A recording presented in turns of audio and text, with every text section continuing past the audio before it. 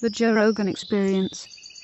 Did you? I'm sure you've talked about this a million times. Did you ever stop going there for a chunk of time, or you? I stopped for 7 years. Oh, okay. Yeah, I stopped for 7 years after I had that dispute with Carlos Mencia. Yeah, that was when he was way more popular than me. Like, especially as a comic, and the Comedy Store took his side, and I was like, all right, fuck you guys, and I took off. It wasn't really the Comedy Store either. It was this one guy who was the manager. Because Mitzi, actually, I called Mitzi and gave her the whole rundown of what was going on. I told her, and she's like, "Why don't you just stay away from him?" And then she gave me a spot that night, and then they called me up 2 hours later to tell me that I was banned. So I said, "Wait a minute! I just talked to Mitzi."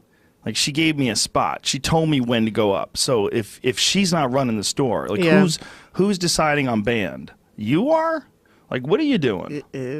Like, do you guys understand what this is? I mean, this is like you're having a little battle for like whether or not you're going to let people profit off of crime. Like, this is really what's happening. You have thought crime, you have intellectual crime, you have plagiarism, and you're allowing one person, you're knowingly allowing them to profit off it, and no one's doing anything about it. So when one of us does something about it, then you're going to punish that person. You're basically highlighting everything that everyone was afraid of. That's a good point. What was the reason for your being banned? Because you were on their end of it. Like, because we had made a video with me and Carlos arguing on stage, and then we put it online. Oh, right. Okay. So I they kind of vaguely decided know that about all this. This was, somehow or another in violation that should have been kept inside the club. And I'm like, you don't get it. You weren't protecting us. No one was protecting us. My fucking agent stumped me. Over that? Oh, yeah. Over that. Yeah, I was with Gersh. They dropped me. Holy They had to call me up to tell me. They essentially, in this long roundabout way, were trying to say that I either had to apologize or they couldn't work with me anymore.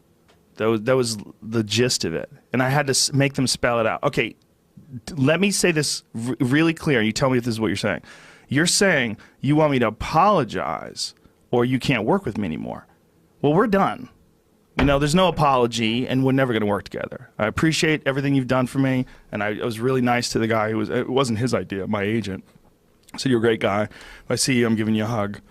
But you guys have to understand that you're making a choice that's going to affect the rest of your life. This isn't just a small thing. You only have a few.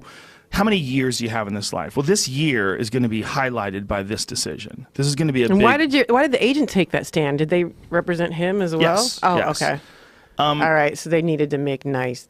Well, he made way more money than me, so he was way more valuable to them, and so I'm like, you got to make you sell art. That's all you guys do. Okay, you're not making anything. Right. You're just, if Mary Lynn comes up with a show, if this guy has a tour, if she's doing this or he's writing a book, you make money off art. That's who you make money off. Now here a guy's stealing other people's art, and your answer to that is we got to stop people that are exposing it. Did he ever change? Or not that it even matters, but I hope he did. He's got to find Jesus. Did he ever acknowledge it that he did it? Sort of. Yeah, sort of, and then he kind of took it back. It's hard to admit.